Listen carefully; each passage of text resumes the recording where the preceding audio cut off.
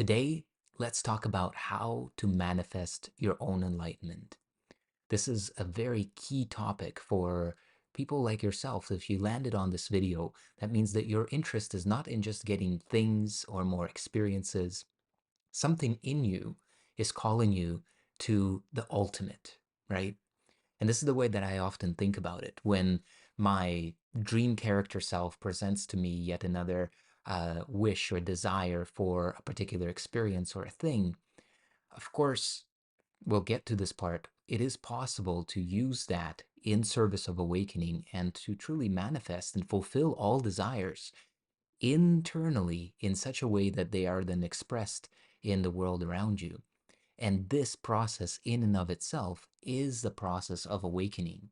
Because as you bring forth the fulfillment of your desire, you will start more and more to relate to that part of you, which is, of course, not the body, not the personality, because these are not the agents that are bringing about any manifestation. It is rather your consciousness, your pure awareness, your self, as God created you, that is bringing forth the experience of this gestalt of form and sound and color and light and all this that we see here. But what if we were to go directly for the ultimate? Because I want to start this conversation by reminding you of truly who you are. And who you are is an unlimited spiritual being. You are an expression and extension of the one infinite creator. You're not the body, not the mind, not the contents of the mind, not the contents of perception. You are not perception itself. What you are is so pure, so uncontaminated by any kind of experience whatsoever that the world knows nothing of you. The world, as it appears on the screen of time and space, is relating to the form, this form that you appear to be embodied in. And yet, the true essence of who you are is beyond any appearance, anything that comes and goes.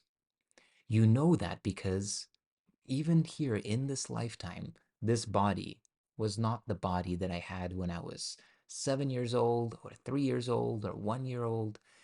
And so clearly, what we are is not the changing, but the witnessing presence that remains aware of all that has come and gone.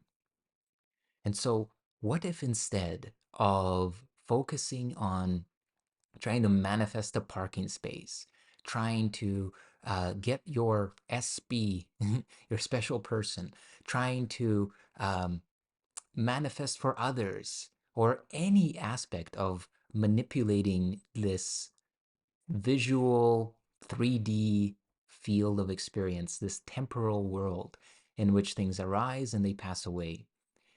What if instead of that, because through the experience of contemplating what is the actual nature of all of these things that arise and pass away, you come to the realization that anything that you were to manifest that is this temporal experience is only arising to pass away.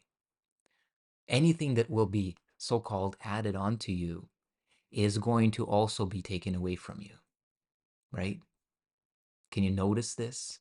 Has there been anything that has ever come into your life that has not also left?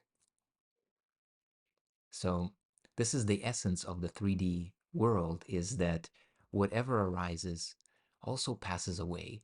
And with that, as long as you are identified with the arising, the passing away of this phenomenal world, with that, there's always going to be an aspect of suffering, an aspect of loss, an aspect of um, some sense of separation.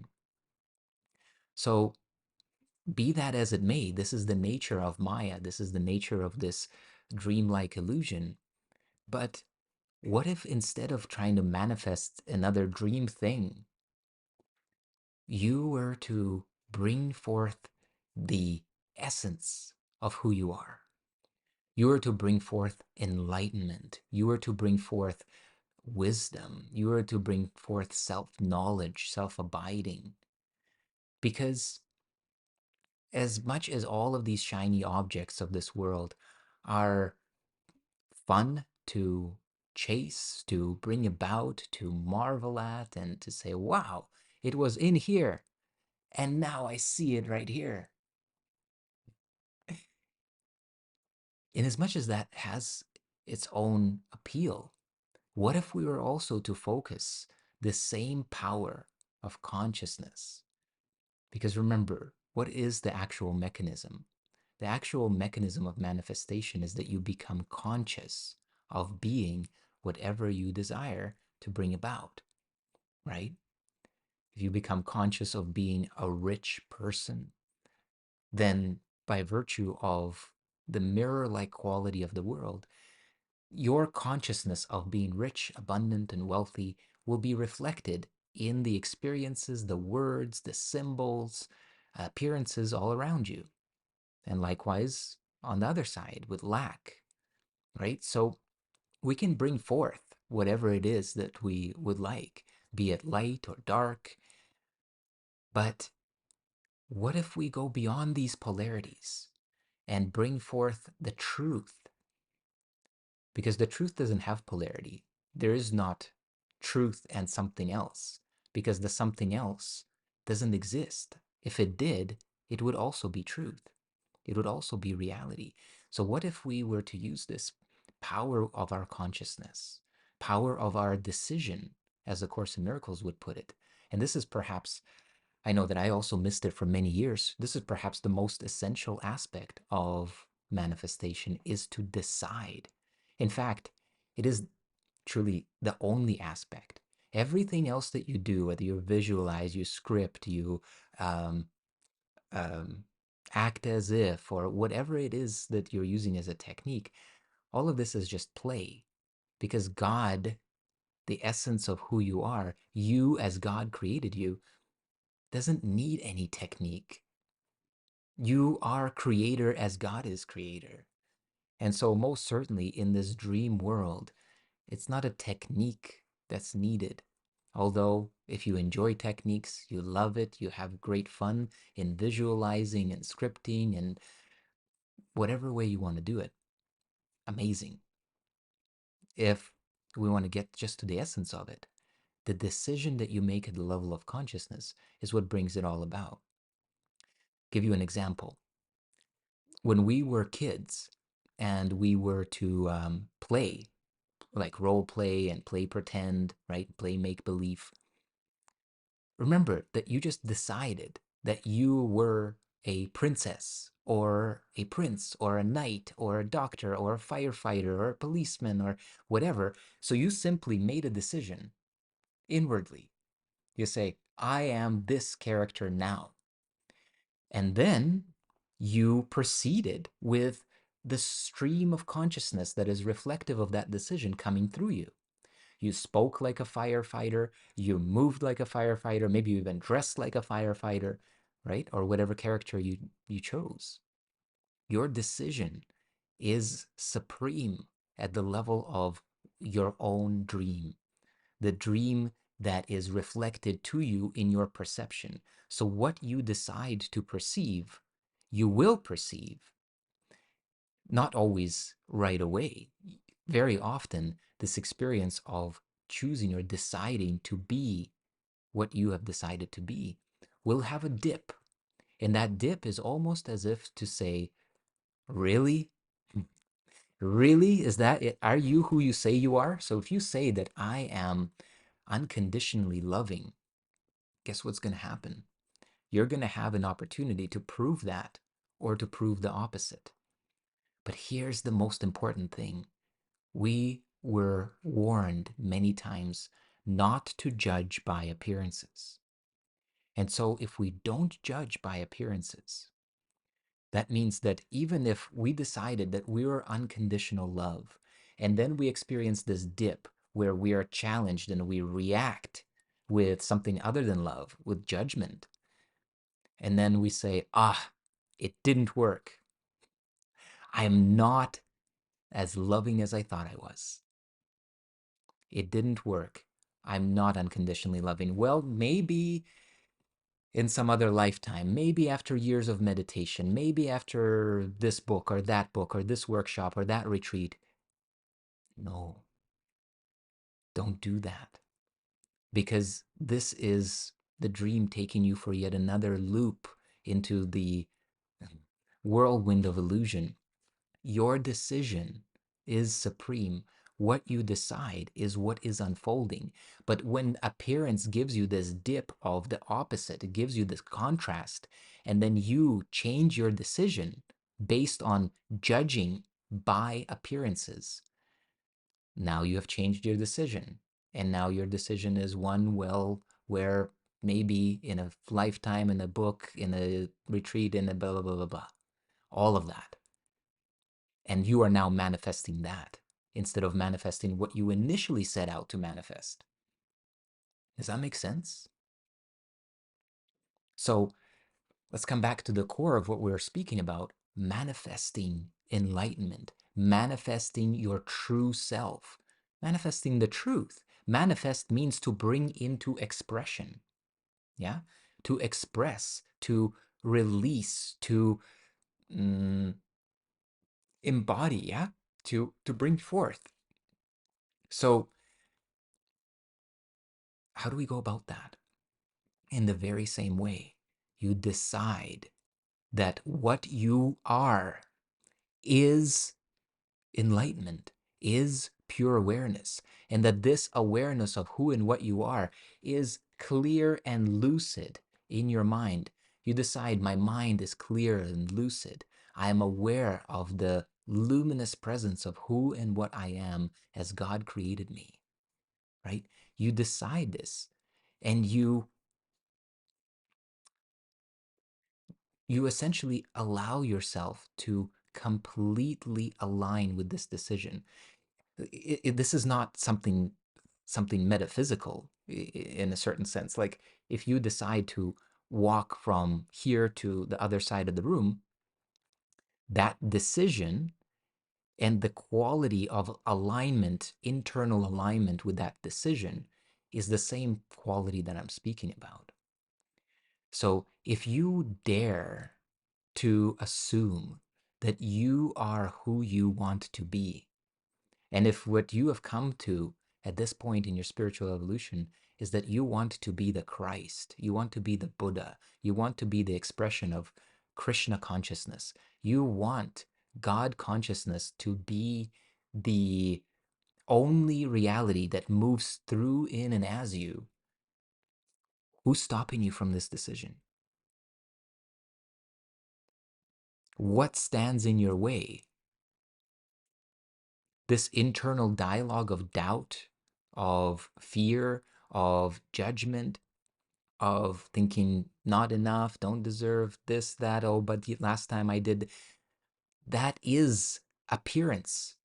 So if you dare to make a decision such as this, that I am enlightened being, that I am unconditional love, that I am the peace of God, this is what is true about me, and you stick to it for a second, then of course all of the appearances, first at the subtle form of thought, begin to appear. Why? Why is because prior to that moment of decision, you were deciding for a long time something else. And by your decision, you gave creation, illusory creation, but nonetheless, you gave birth to this creation of a particular kind of identity, a particular kind of something that you believed yourself to be. Now, this something has some degree of consciousness, be it borrowed from you or whatever, but it has the consciousness in that it wants to survive. It wants to also persist. It doesn't want you to take away its life force, which is your attention and your belief in it and your identity with it. You're occupying of that state which it is. And so it's going to draw you back. not because it's evil, not because it's bad or trying to do something bad to you, not because you're not deserving, but simply because of the momentum of existence, the momentum of this desire to continue to express and live and etc. Even though this identity is temporal in nature, it still wants to have its life force, which is you, with it. And so if you decide to abandon or leave this state, this identity, it will not be like, okay, goodbye, I'm folding my myself up and disappearing. It will say, hello, don't you remember that you are actually me? Don't you remember all these things you did as me? Don't you remember this and that you said and thought? And you cannot be this enlightened being or whatever. You cannot be this rich, wealthy, abundant person, this whatever it is. But here we're focusing on enlightenment. So, of course, naturally, all of that is going to come up. And you look at it and you say, ah, I know what this is. This is appearance. It's coming and going. Oh, and it makes total sense that this identity that I have decided now to release, to shed, to undress myself from, this identity, yeah, yes, it's trying to keep me where I am. All well, all well, it's okay. It doesn't mean that I'm not who I say I am, right? Because I remember I'm not to judge by appearances. And so this is what it means to persist. Persist, not resist. You persist in your decision. Instead of this, what most people do is they resist the doubt. So they're like, okay, I am this now. And then all the doubts start coming up, all of the thoughts, all of the fears, and then an experience pops up. And you're like, gosh, dang it, I know for sure now that I'm not it because this experience proves it. And so there's resistance to these experiences. There is denial of the experiences. There's denial of thought. All of that manipulation is completely unnecessary. You simply know who you are as consciousness and know that you are manifesting any type of identity that you want.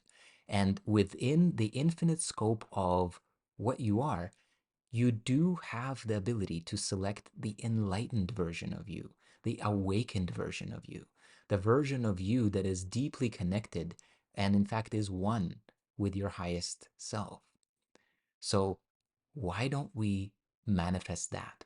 Why don't we bring forth the ultimate? And as you abide in the ultimate, if you want to continue to explore and play, okay, magical, go for it. But all that we hope to gain from any experience or anything that we bring into our life is the very thing that we are. Because isn't it that we reach for something because we think it will bring us more peace, love, and joy? Why else would we reach for it? Would you ever go and reach for suffering and be like, oh, yeah, I want more of this. It's too much peace, love, and joy for me. I want some suffering. Nobody thinks that way. We are always reaching out to what we think is peace, love, and joy, with the veil of illusion covering our eyes, and therefore what we think we're seeing is not actually there. And as we grasp onto it, it disappears and we feel loss and we feel suffering. Okay. So then let's bring forth the eternal. Let's bring forth the unconditioned. Let's bring forth the spiritual. Let's bring forth what we are in truth. And so all we're going to do is we're going to decide. We're going to get clear on first, what is it that we're deciding on? What way does that resonate with me? I used many different words here: enlightenment, awakening, self-realization, self-knowledge. Like what is it for you? What is that ultimate way in which God, in infinite capacity, in an infinite being, expresses through this unique one that is you? So let that bring forth its own fruit. Allow this stream, invite it and say, okay, what is it? What is it? What's the ultimate? If I were going to manifest the ultimate, let's say I already had all the money, the thing, da, da, da, da, and I realized that in the end, it's still just me here. It's still the same thing. Things arise and they disappear. Okay, what doesn't disappear? Can I bring forth more of that? Can my perception reflect enlightenment, love, peace, joy, wisdom, connection, oneness? Can it? Yes, it can. It doesn't mean that the perception is going to be the eternal, but it can reflect it. Just as A Course in Miracles says, right? What is the happy dream? The happy dream is one that does not deny what is always true, but instead it shines in the light of heaven and reflects it. So try this and let me know how this unfolds in you, even in the first second, right? Remember that the manifestation doesn't take any time. Your decision doesn't take any time. Get clear on it, decide on it, and then allow this unfolding of life to take you on this journey where there's constant revelation of more and more and more of what is the truth in you, the truth about you. Yeah. I hope this is helpful to you. I would love to engage you more in the comments. I'd love to hear from you, what questions you have, what is unfolding for you in your journey of enlightenment. And until next time, I really encourage you to play with this experiment. Don't take it seriously. Let yourself be lighthearted and simply make a decision and watch as appearances deny it and really get that space of witness to still have the consciousness to say, oh, but this is an appearance. It doesn't make any difference. I know what my decision is, and I know the power of my decision because I know who and what I am. So let me put it to the test. Let it be proven in my direct experience. Okay? All right. Take great care, and I look forward to seeing you in the next video. If you want to explore further, I'm going to put a video somewhere right up here or up here, wherever that is. The video that I'd like you to see is the one that talks about the perception of perfection.